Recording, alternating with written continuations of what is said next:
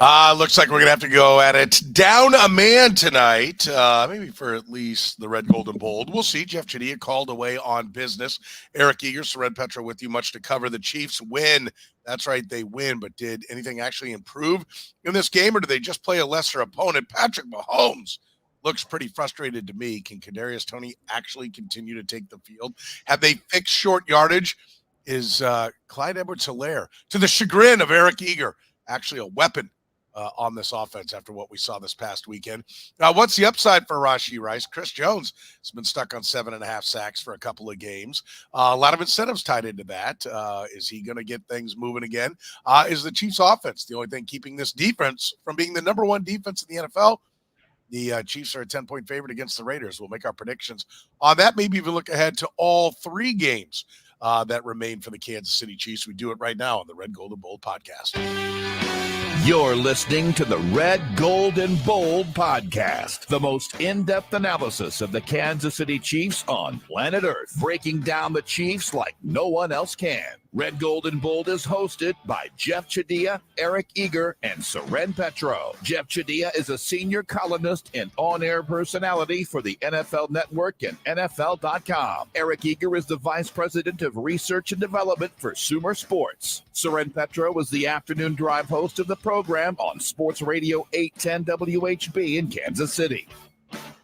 The Red, Gold, and Bold podcast is proudly brought to you by Gann Asphalt and Concrete, Kansas City's nationally recognized full-service paving and pavement maintenance contractor, making parking lot problems disappear since 1994. Free consultations, no commissions, in-house crews, and every project comes with a written warranty. Find them online at GannAsphalt.com or call 816-484-3338. Gann Asphalt and Concrete. One contractor, all things parking lot.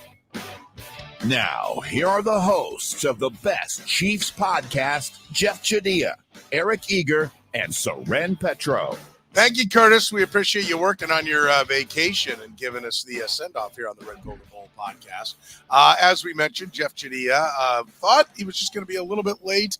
He got called away, and so we were going to wait. We're going to go. And he's like, I think you better go without me. I'm not sure if I'm going to be able to get there. So we press on, even in Jeff's absence. So you get just me and Eric. And Eric, first of all, happy holidays for you. I know you're getting ready to make your big, the big trip across the Great White North to get back to Minnesota. Is that correct? That's right. We drive that trip just as a family. We already did our family Christmas. I got a Chiefs Super Bowl helmet. I got a big picture of Arrowhead Stadium and a Chiefs scarf for when they play in the AFC Championship game in January. So that was fun. But yeah, we're going to drive to Cincinnati. I'm going to talk a little shit in Bengals land. Then we're going to make our way over to Wisconsin. So yeah, it'll be a fun trip. You just couldn't wait. You had to use it right there, right? You had to just fire out right off the get-go. Make sure you got it. I'm just keeping you honest now. Now you can't fire one at me if I make a bad take. By the way, you and I going just back and forth here. That's gonna be interesting. It's gonna be more like basketball, just getting possession after possession here. I agree. There'll be no third man in the ring to help out whoever's down on the mat being beaten with foreign objects. It could be quite an episode here. Let's stay tuned. Strap yourself in. We'll see what we can come up with. Let's get started with what you saw out of this game, Eric. I mean, did anything really change in this game other than their opponent sucks? I think defensively they were pretty good. They for the most part got the stops they needed to.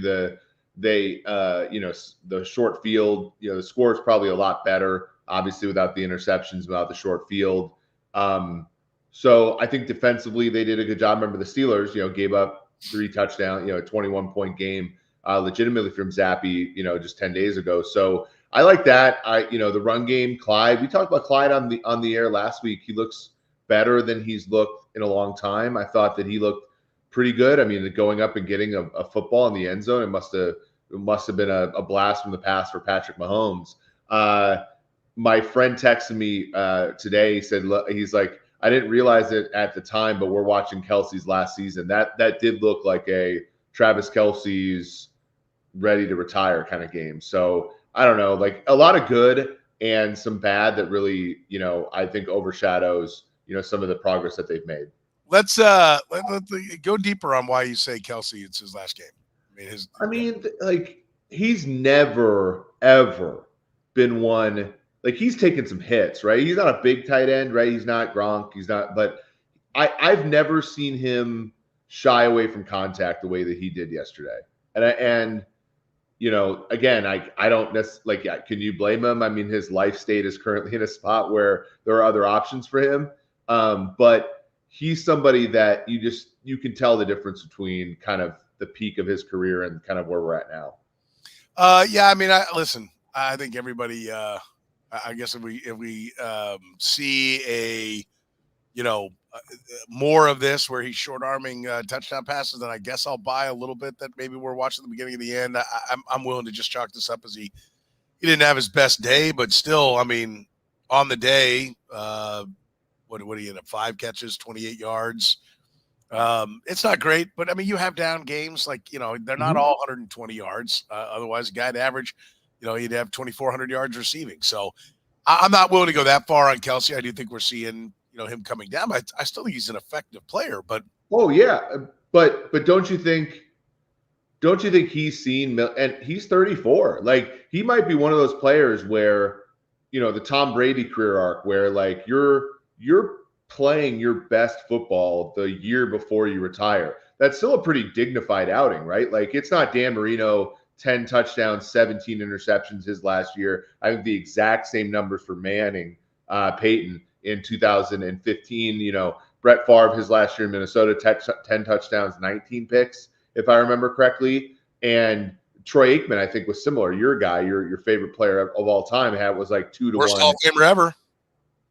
2 to 1 interception to touchdown ratio was last year. Like, I think Travis has looked, and maybe he's not thinking this deeply. Maybe he's just like, look, Taylor Swift's a great time, and it's hard to be as good as I want to be when I'm spending half my time there. Like, it could just be that, but I also think it could be like some of these guys are retiring, Julio Jones just caught a slant on 4th and 6. I mean, my guy's got to retire, right? Like he should have retired 2-3 years ago. I think that Travis maybe sees the other side of it and it's like, yeah, I'm still an effective player. I'm not as good as I once was, and I'm not getting better, which I think is part of the allure for a lot of these high achievers is getting better. Yeah, I listen, at the beginning of this year, he wasn't dating Taylor Swift, who may be, the ultimate match for him. But he said, I'm going to play this game as long as I can. He also then several weeks later on his podcast said, I've had 10 surgeries. I think about retirement. So we've gotten mixed signals from him overall. But, I think the bigger issue to me is they're a sloppy team and nothing changed in this game. And this was a team that you could get more effective. Listen, they're not the easiest defense in the world to play against with the Patriots, but the numbers are worse than what they say in the stats because Sky Moore had a fumble picked up because of a penalty. Rashee Rice got lucky. He put it on the turf, and it was right there to where he could reach over and grab it. Creed Humphrey scooted one on the ground. There was sloppy play all over the place from this team. And I'll tell you, Clyde Edwards-Helaire, who looked a lot better in the receiving game, obviously great touchdown catch, high pointing the ball to make a catch, great catch and run on the screen pass. But he also wanted no part of making a tackle. On the fumble, the Sky Moore fumble that was called back. He ran about 15 yards right next to the guy running the ball back and wanted no part of making a tackle there. So, I mean, I think there's a lot to look at and go, listen, I don't think this team is still really locked in. I think there's one guy and he was pissed on the sideline and is getting tired of all the mistakes. I think played a lot better. He played incredibly well yesterday, though, individually. He always plays well. There are levels though, right? Like, sure. But I thought he played really good football. I thought timing was good. I thought he moved around well in the pocket. He was very accurate. Obviously, it doesn't matter sometimes with this group, but like I thought he was very good yesterday. I think the Patriots are mush, right? And so getting too excited about anything. Listen, he should play well against them. He's the superior player on the field, and I genuinely think he usually does play well. And I think when you look at his numbers or talk about, well, they didn't convert this or that, how many times did somebody, botch it? In years past, yes, they were good enough to overcome those things. They're not good enough now. But I think that the tone and tenor of this game was just, we played a crappy team. That was the mindset of these guys. They were not locked in and they were not focused. And how many playoff teams does the effort they put forth beat? Yeah, true. I mean, I also watch, Jacksonville, Baltimore, which was the stone coldest under I've ever seen in my life, where both teams are division leaders right now, and neither team really granted, the Chiefs have played this way for a month, but there's not a ton in the way of teams that are crisp, especially on the AFC side, other than maybe Buffalo. Now that they figured some things out, right? So it's more than you think in terms of playoff teams that they beat playing like that. But you're right. I think that you're obviously right that there's meat left on the bone, especially for the non-Mahomes players. All right. So would this game have beaten anyone that's going to be playing at home or getting a bye? I think you could beat Baltimore playing the way they played yesterday. Really? Okay. Yeah, I mean, you don't have Baltimore's defense. I think the Patriots are a much better defense than you're giving it credit for right now. Okay. They don't have elite level talent. They don't have Judon anymore. But Christian Barmore is a good player. Jabril Peppers has been one. Jelani Tavayo, the interception. They're very good. They're a very good group. This team stinks, but it's sort of like 1994 Oilers stinks, where that defense is Chris Dishman, all those guys, like a top 2 unit, but they're 2-14 because their quarterback is so terrible. Yeah, I think the biggest thing that I came away from this was watching Patrick Mahomes be frustrated. And that's something I think as an organization, I don't think he's on his way out of town at the end of this year, but it's not something you want to make a habit of. And I wonder if that's what had Andy Reid today, at least mentioning, he talked about, well, we only got Richie James 2 snaps. We've got to get him more than that. He backed off a little bit of the, just 100%. I got Kadarius Toney's back, and seemed a little bit more open to, it was more non-committal. I don't think he was open. He was just non-committal about that he would play. Does Mahomes' frustration drive Andy Reid and the Chiefs to make changes in who gets snaps?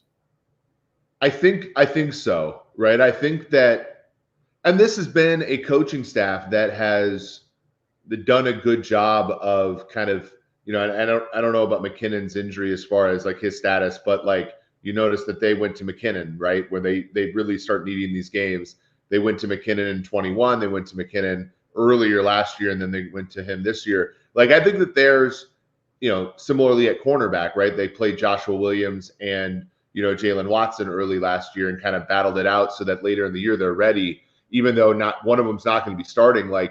I think that this team does transition from from developing players to it's winning time and it's time to play the best players. And I think Patrick has a say in that second part for sure. You don't think? Yeah. I think Patrick Mahomes is a fan of Jerick McKinnon for a lot of reasons, right? And so in the second half of the year, he's just we got to win, so he's got to be in the backfield with me, But does he? I had this discussion with Trent Green today on the radio show, the program, and I talked about it. I asked Matt Nagy about it last week on Thursday, and I said, look, Patrick Mahomes never throws his teammates under the bus. He always comes out here and says the right things, but at some point, we've seen Tom Brady get after a guy and light a guy up. Instead of just going over there and being frustrated, is that enough? Or does Patrick Mahomes need to walk over and just get on Kadarius Toney? Or does Andy Reid need to get on Kadarius Toney? Does Matt Nagy need to get on Kadarius Toney? Not because anybody, at least I don't think there's anything there to get out of Kadarius Toney. I think he is a wild Bronco that can't be tamed. But I think there is something to making a statement that slack-ass play is not going to be tolerated. And we've loved you up for more than a year now. Now it's time for you to go.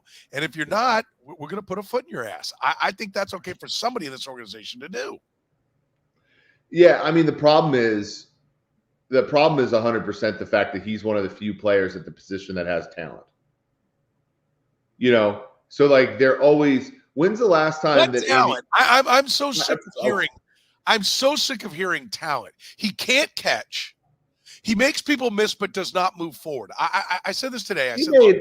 He made a really good catch against was it Denver last year? He can. My issue is stop. If you stop. He averages 6.3 yards a catch. They can't throw the ball to him more than 10 yards. And that means 10 yards. Take your compass and take it 10 yards for Patrick Mahomes. It's got to be short to the outside. Soren, would you nothing over the inside? Wait a minute, listen, because I keep hearing he's got talent. And I think you said it, Andy Reid says it, and I think that's utter bullshit. Because the idea that he can make people miss is ridiculous. The goal in football is not to last as long as you can in a game of tag. The goal of football is to advance across the goal line, to score a touchdown. He makes people miss, but doesn't advance the football. Oh, look, he cut back there, and he cut back there, and he cut back there. Yeah, they got 4 yards. 4 yards. It doesn't go, like Dante Hall, and he cuts back, and all of a sudden now he's loose. Like, he makes a few people miss, and he gets tackled after a 4, 5, 6 yard gain. Can you put forward, Shane? But he creates separation, right? A thing that MVS can't do, Sky Moore can't do. He can run after the catch better than some of these other guys. Like, some of these guys struggle at getting open. Some of the I don't blame it. Like, look, I wouldn't blame the Chiefs if they moved on from him because it's been enough, in my opinion. But I wouldn't blame them for saying, like, look, like, one of the hardest things to do for an NFL wide receiver is to get open. Catching and non-catching is kind of like random. It's not, entirely, but it's more random than getting open. Like, that's, like, I think the reasoning, isn't it? I think the reasoning is they see physical attributes that are not football talent, and they're mistaking physical attributes for football talent. Listen, somebody put up here, what did I put up there about he's more of a threat to score than Watson when he gets the ball in his hands. Really? That's why he has. Watson can actually get open. That's what he has over MVS. He actually has worse hands than MVS. He just gets open more. But this is I think this is like where people are completely fooling themselves. He has 3 receiving touchdowns in his entire career. 3 in 4 years. Like, what are we talking? Or excuse me, 3 years. 3 touchdowns. What do we like? Stop acting like he is this threat to go the distance. You can't be. He can't get far enough away from the center to receive the ball to really be a threat. I'm not kidding. Look, you're not gonna. But from their perspective, is bringing back Marcus Kemp going to be better? Probably not. DeMarcus Robinson's actually making DeMarcus Robinson's making plays in LA, by the way, Petro. You see this? I went through this today, and I had somebody say, well, so you would cut him? No, I wouldn't cut him because it's a 2.4, the prorated version of 2.4. So I don't know, $700,000-$800,000 cap hit. They only have $3 million under the cap, and they might have to move some guys up because of injury. No, you really can't drop him. But he is I want to be clear here. He's the 9th leading receiver on this team. And people act like this is Jerry Rice's first year when he went for 950 and had a couple of drops. Like, you people, I don't know what you're looking at when you say these things. He does not advance the football. Yeah, no one on this team has really been a consistent advancer of the football other than Rice and Kelce, and then the backs. So that's been the whole issue. You're picking between a bunch of guys that have their own flavor of unproductivity, and the one that pisses you the most off is the fact that Toney drops him. Whereas, for me, it's the fact that MVS is like glued to the corner. I'll be happy to rail on MVS. Like, I don't understand why we can't have a conversation about Kadarius Toney, that we don't have to drag in Justin Watson and MVS. Well, but that's the whole point. Petro, that's the whole point. If they had they had a better alternative, they would go to him. They don't. They do. Actually, and I'll make my case right now. They do. Because in 3 years in the NFL, Kadarius Toney's averaging 9.3 yards a catch. This year, 6.3 yards a catch. Justin Watson, who somebody on here always calls the Dan Sorensen of the Chiefs, 17.3 yards per catch. Does he catch? Is his catch percentage much higher? No, it's not. But is he immensely more productive than Kadarius Toney? Yes, threefold. But they play different positions, though. They play wide receiver. Come on. They play a different position because Kadarius Toney can't run a real route. Watson and MVS play the same position. Those are the two guys to compare, right? Toney is like a fake rich man's version of DeAnthony Thomas. That's what position he plays. which is better than Kadarius Toney. Like, that's my whole point. I don't understand why when we bring up Kadarius Toney, and he has single-handedly lost 2 games, and if New England had anything on offense, this was a game that he could have been the reason why they lost a 3rd game. And yet somehow, because, I don't know, Justin Watson's white, or like there's this conversation, or MVS stole your milk money because you backed him for 2 years, and now you're pissed and you want your pound of flesh from him. I do too. I've got him on dynasty teams. I'm with you. He frustrates the hell out of me, but they have nothing to do with it. Kadarius Toney is a Titanic negative and should not play. Should he be cut? No, because of cap reasons, but he should be inactive because he sucks. Okay. I mean, okay, but the point of bringing up the other receivers is to point out, and maybe you disagree. That's like, if your stance is he's the worst player to ever play receiver for the Chiefs, then it doesn't matter who's there, like MVS or Watson. But the reason, if the Chiefs had Tyreek Hill, Sammy Watkins, Mecole Hardman, Demarcus Robinson on the roster right now, yeah, they cut Toney. But the fact is, they have none of those. They have no players who are as good as Demarcus Robinson other than Rashee Rice. That's why they're keeping Toney around. But the point.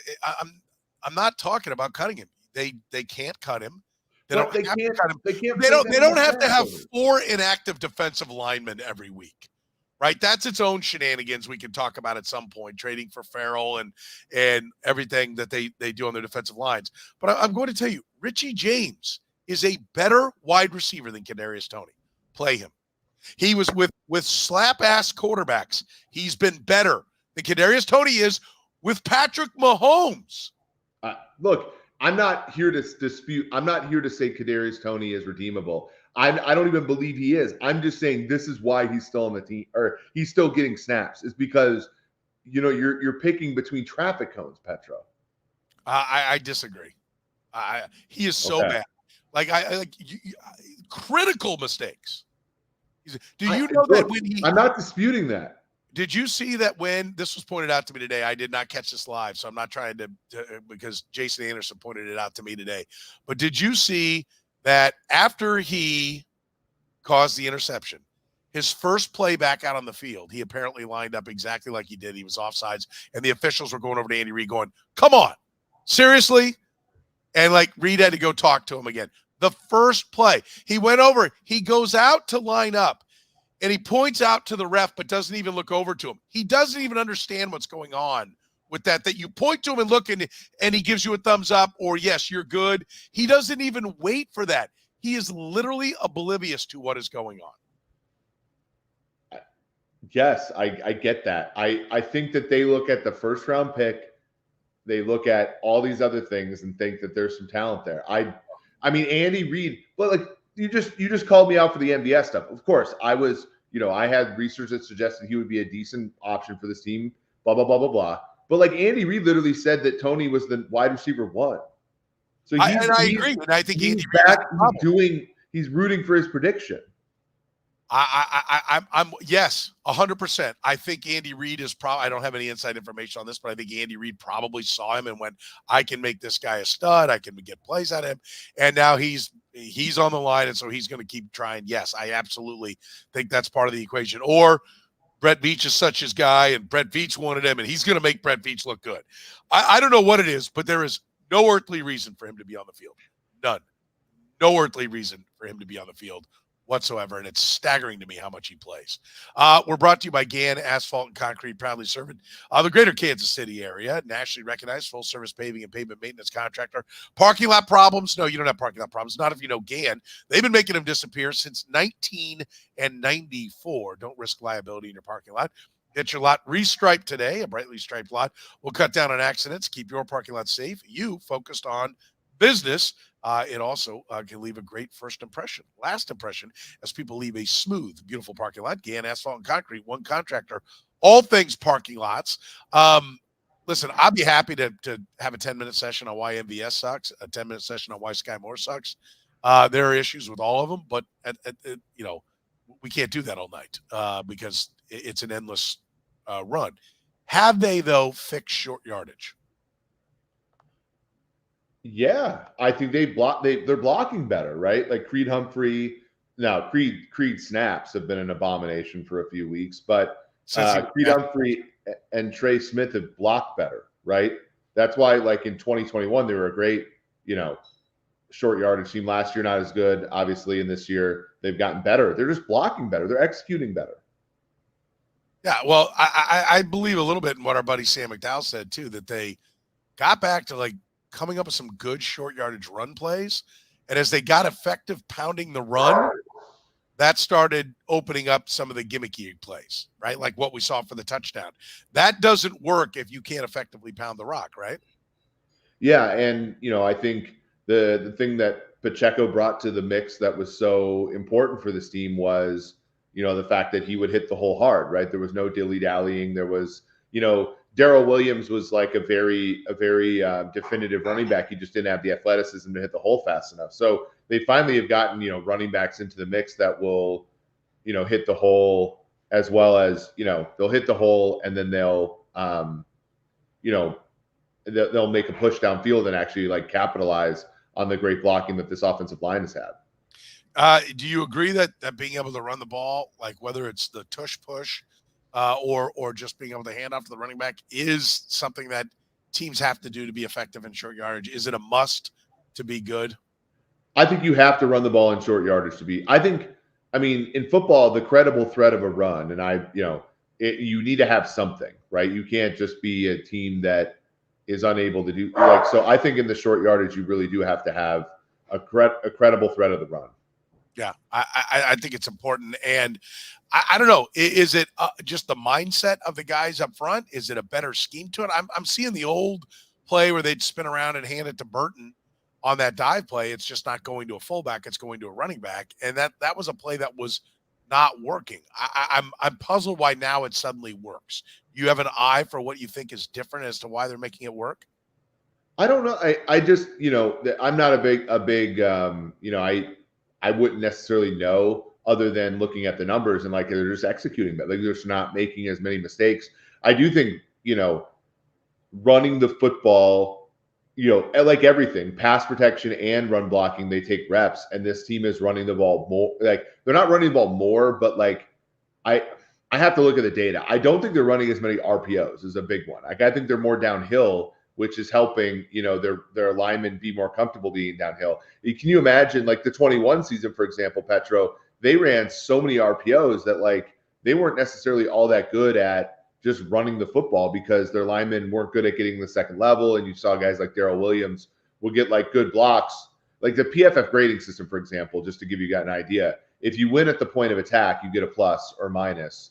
The second level stuff is kind of like extra credit, right? So you get a lot of data in the PFF system that would make it seem like the Chiefs were winning up front, but they were never winning at the second level. And so their run game was doing a lot worse than their PFF grades would suggest because they were running too many RPOs and the running backs were actually having to break unblocked tackles at the second level, and they weren't. And so I think having a running back that can break unblocked tackles at the second level is big. But the other part is I think like allowing the linemen to move upfield because there's no threat of an RPO has really helped them be aggressive on short yardage stuff. Yeah, I think it's important to be able to convert and to be able to convert without having to empty the playbook to get it done. And I think it's one of the few things I think is showing progress is their ability to run. I think also Clyde Edwards-Helaire is showing progress, right? How much? Hey, baby steps. He averaged 2.8 yards a carry in this game. So running the ball wasn't like he was a hammer in this game, but catching the ball showed something we just haven't seen from Isaiah Pacheco, right? Like he looks like the superior receiver. McKinnon is an excellent receiver as well, but Clyde Edwards-Helaire, nice burst, ran through a tackle en route to a 48-yard gain on the screenplay, made a really nice catch. Especially with a surgically repaired shoulder, I don't think Isaiah Pacheco's catching anything up over his head the rest of this year. That was a pretty nice play and what we thought we were getting when the Chiefs drafted Clyde Edwards-Helaire in the first round. Yeah, I think for sure. I think the one thing about Pacheco is you remember, and I'm not comparing the two running backs, although, when you remember when Adrian Peterson played and like every ball that went to Peterson in the passing game was forced, right? It was a swing pass. It was it was a play designed to go to the running back.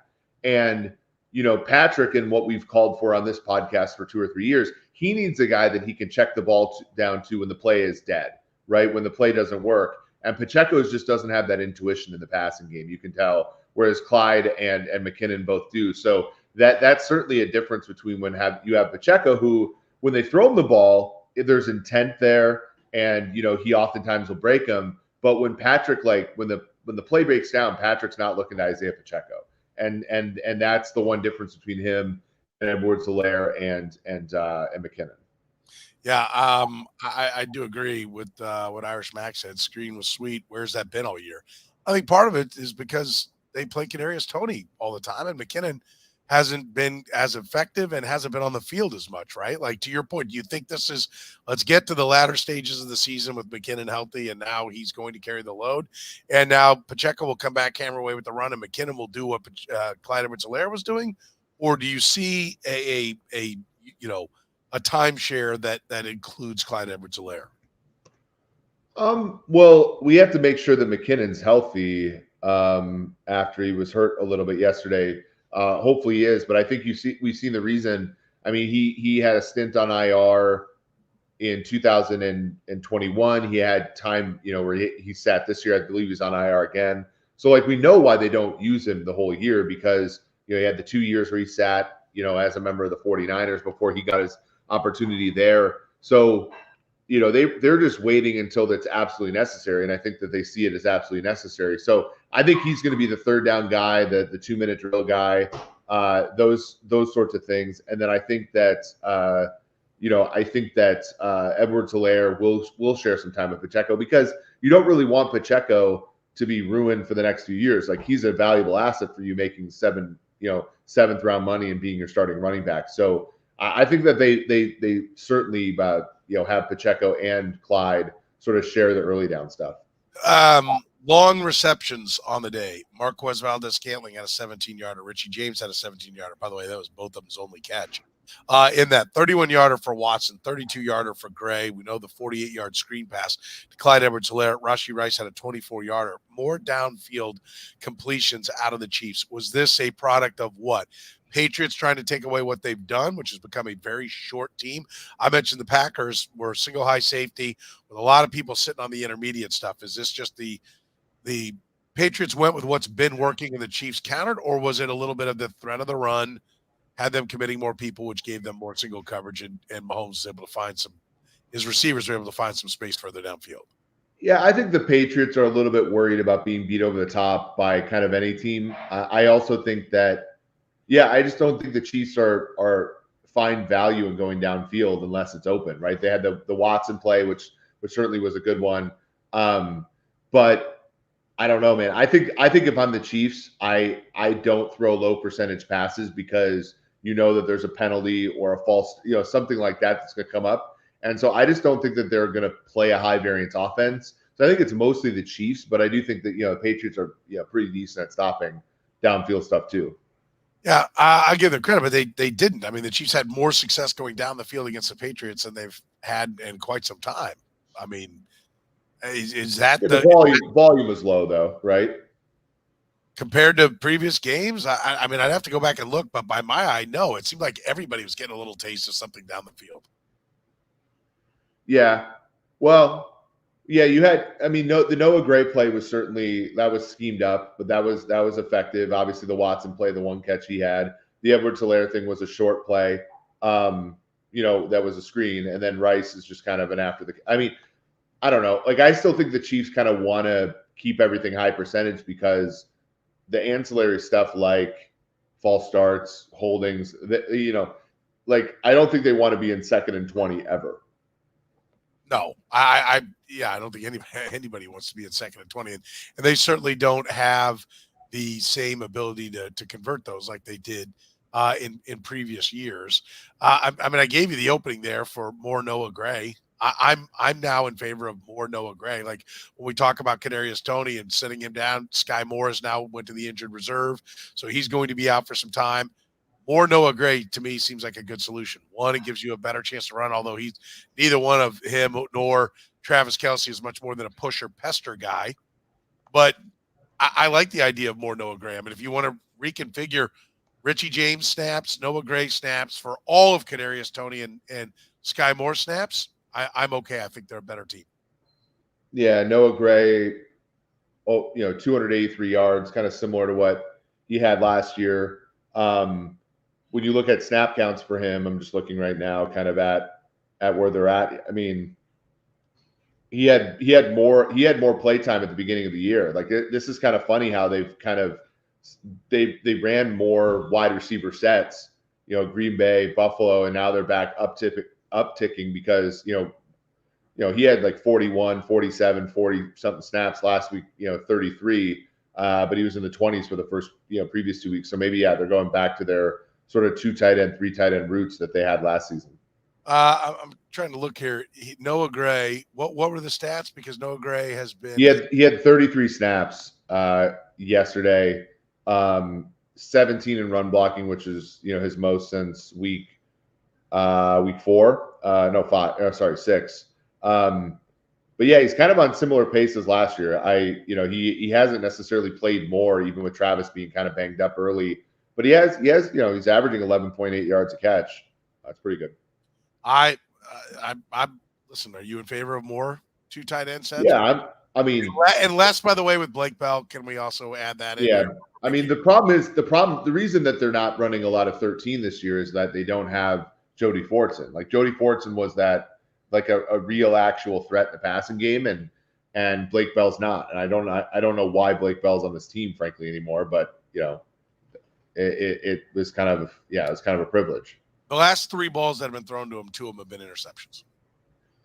Yeah, it doesn't seem like a great gamble to throw him the football. But I mean, he does run block. I mean, the thing is, if they're going to be one of these teams that is going to run the football more, and they do it out of condensed sets, throwing out of condensed sets is fairly successful. They just need to make sure that one wide receiver that's on the field is Rashee Rice and not like MVS or God forbid Kadarius Toney. I do Blake Bell. Let's just not. One of my favorites tonight. Well done, Temecula. I like that one. We're brought to you by Gann Asphalt and Concrete with free consultations, no commissions, and in-house crew. Every project comes with a written warranty. Gann Asphalt keeps your parking lot safer, helps you focus on business, avoid unnecessary delays, unnecessary expenses, unnecessary liability problems. Find them online right now at GannAsphalt.com. One contractor, all things parking lot. That is Gann Asphalt and Concrete. Rashee Rice is clearly not only the best wide receiver, but becoming the number 1 target. If you look at it compared to him and Travis Kelce, on Rice, what's the ceiling? What do you think the upside? You got a comp or some numbers that you think that this guy can grow into being?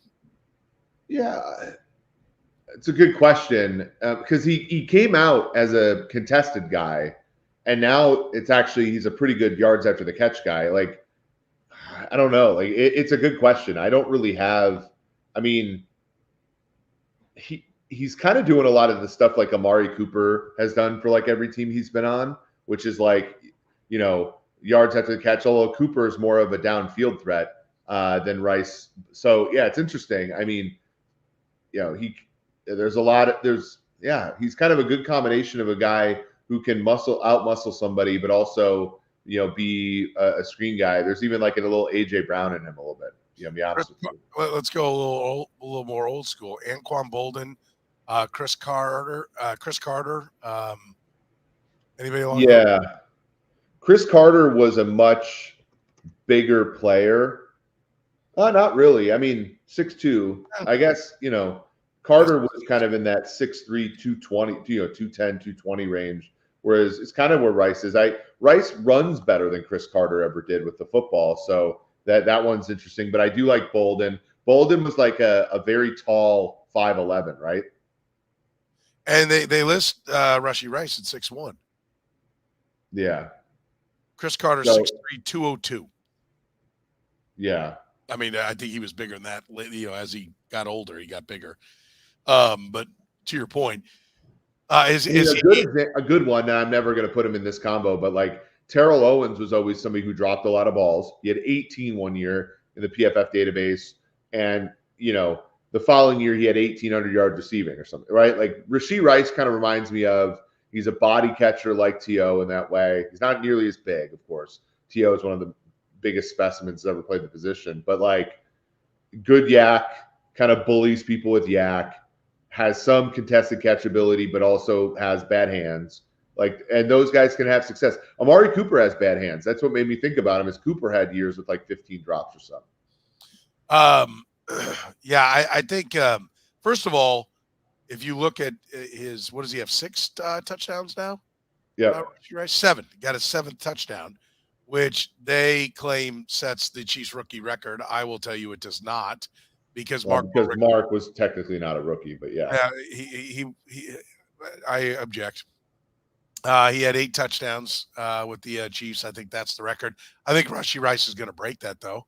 Over the last 3 games, I think he'll get 2. I think he's going to get to 9. But, I mean, if he would have a touchdown in each game, which he's kind of been doing of late, and finished with 10 touchdowns, that's really good for a rookie, especially with an offense that's constantly shooting themselves in the foot and taking themselves off the field. You're not getting to that next set of downs as often as you like to. That's pretty good. I mean, that's year 1 to year 2 is often the biggest jump that a wide receiver will make. There are a few guys like Mark Clayton. Was it Mark or Mike Clayton? Mark Clayton with the Bucks, who had like 1,000 yards his first year and then never did anything again. Dude, Michael Clayton. Yeah, he was Michael Clayton, yeah. And then they gave him a contract. Which is crazy. So, I mean, like, it doesn't mean just because you have a pretty good first year that you're only going to get better. Like, I was trying to just come up with a guy that had a pretty good first year and then never came back around to duplicating that. But generally speaking, year 1 to year 2 is a receiver's biggest jump. If he's stacking a pretty good first year to feel like, okay, a whole year in the off season, not training for, heptathlon, instead focusing on football instead of the NFL combine workouts. You feel like, okay, what can he do with route running? What can he do with getting in sync with Patrick Mahomes? What can he do if he just focuses on speed training? And can he get a little bit more vertical speed that's there? I think there's a lot of ceiling there for this kid. Oh, yeah. I mean, this is why a lot of the discussions early in the year, and they're still true. The receiving core still stinks. But a lot of the whole, like, putting it on Brett Veach is like a little premature, right? Because if Rashee Rice becomes a 1,000-yard receiver in year 1, then Veach is basically 1 for 3 in picking wide receivers in the second round, if you even count Hardman as a miss. And that's pretty good, right? It's fine, right? So the issue is for them is also depth at the position and the fact that Kelce hasn't been as good as he normally has. But yeah, Rice being a 1,000-yard receiver in year 1 would be an absolute hit. I mean, it would make a lot of sense. There might be one of us on this podcast that predicted that. Good for you, Petro. Well, you're not going to throw any love. I try to call out all your great predictions. You're not going to. I mean, you have great ones. I'll reach around and pat myself on the back because you won't help out. It's true. Come on, man. Give me some love. Let's talk about the defensive side of the ball. Chris Jones, 2 straight games, no sacks. He's had 2 sacks in his last 5 games. Both of those came in 1 game. He's at 7.5 sacks.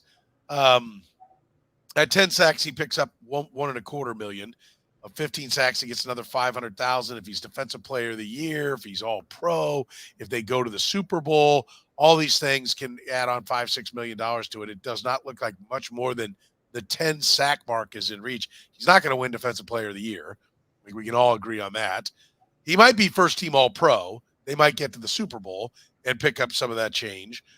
My fear is I think the sack thing motivates him contract wise, but if that goes out the window, like if those aren't there, like what do you get with Chris Jones if he's like, well, I can't hit my numbers anyway?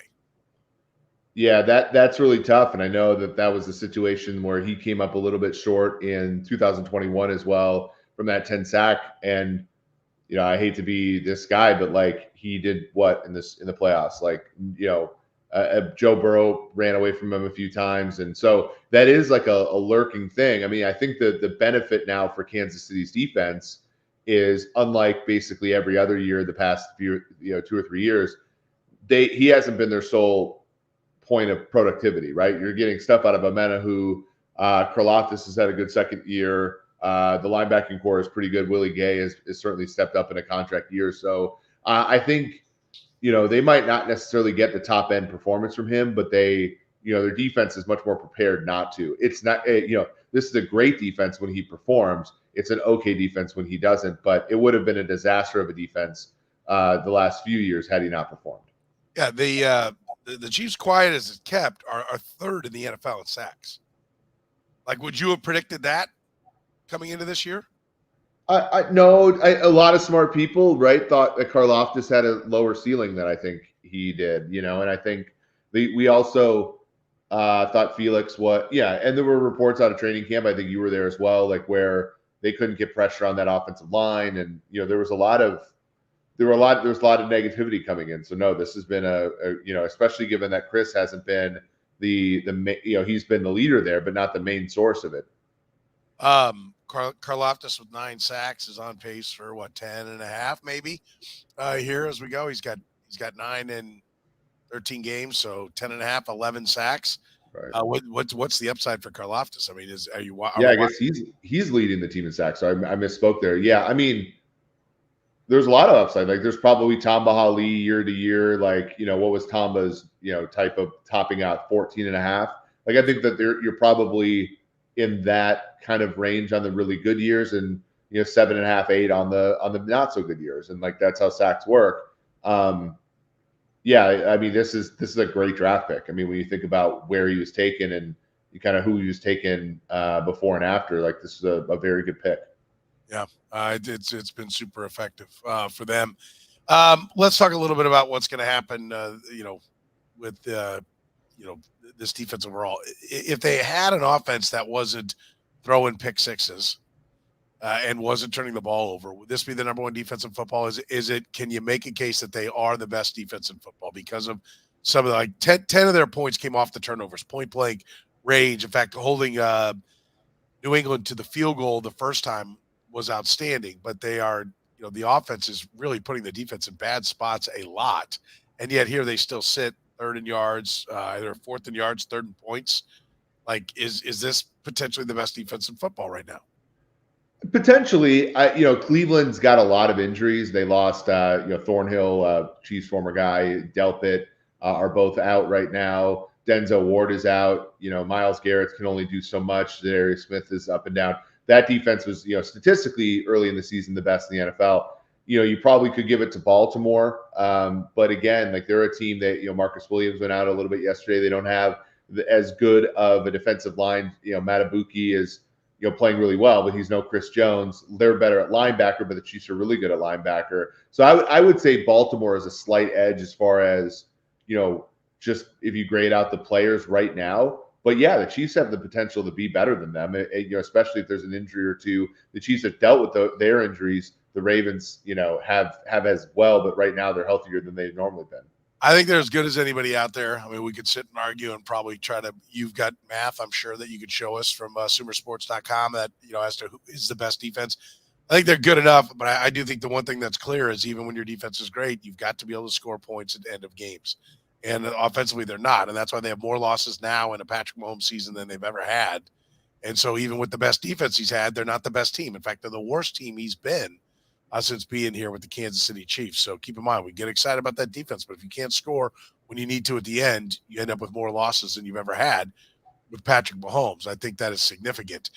Raiders are getting 10 points from the Chiefs. How do you see this game going?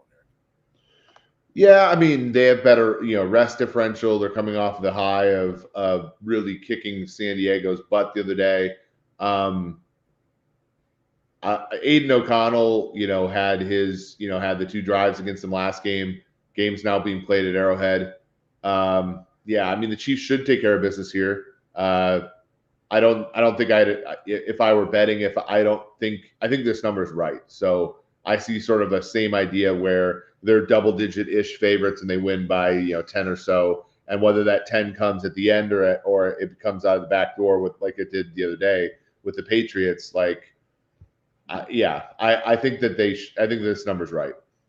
I think the number's right, and I think the Chiefs should greatly exceed it. And I think if they would take the negative players off the field, at least the ones they can, you're not going to take Jawan Taylor off, which I know there's been some conversation on here, with the play that he's had this season. But I think if you get the negative plays from the receivers off the field and just go with guys that can make the routine plays, you call the routine type routes. Like, did anyone notice that the Patriots were beating the Chiefs early on with slants and drags? Pretty simple routes. Yep. I mean, it can work for sure. I'll take the Chiefs. I think they get it done. I think they cover the number. I think it looks a lot like last week. Probably more points total, but their Raiders offense is better. So, I mean, the 17 is probably a good number. The Patriots shouldn't have been at 17 without the turnovers. So, yeah, I'd take it like 31-17, 31-16, something like that's what I think it's going to be. What do they win all three coming down the stretch? Do you have them at 12-5 to finish? I do. I think the Bengals game is going to be harder, but I wrote this at Sumersports.com. I write a column every Friday morning. And I said I was selling the Bengals. I looked really good after 3 quarters against the Vikings, but as everybody knows, this is why I'm not a Vikings fan. They melted down. I think the Bengals are scary right now, but by the time they get to Arrowhead, they'll fall back down to earth. I don't see the quarterback making enough plays. But, again, if the Chiefs keep giving everybody 2-3 extra possessions, then they can lose to anybody. We've seen that many times. Yeah. But I do think they'll go 12-5 when it's all said and done. All right, don't forget, we're brought to you by Gann Asphalt and Concrete, nationally recognized full-service paving and pavement maintenance contractor. Parking lot problems, they'll make them disappear. They've been doing it since 1994. You can find them online at GannAsphalt.com. Make sure you tell them you heard about it here on the Red, Gold, and Bold podcast for Jeff Chadiha, who, like we said, got called away here last minute. Eric Eager from Sumer Sports. My name is Soren Petro from Sports Radio 810 WHB saying thank you very much for joining us here on the Red, Gold, and Bold podcast.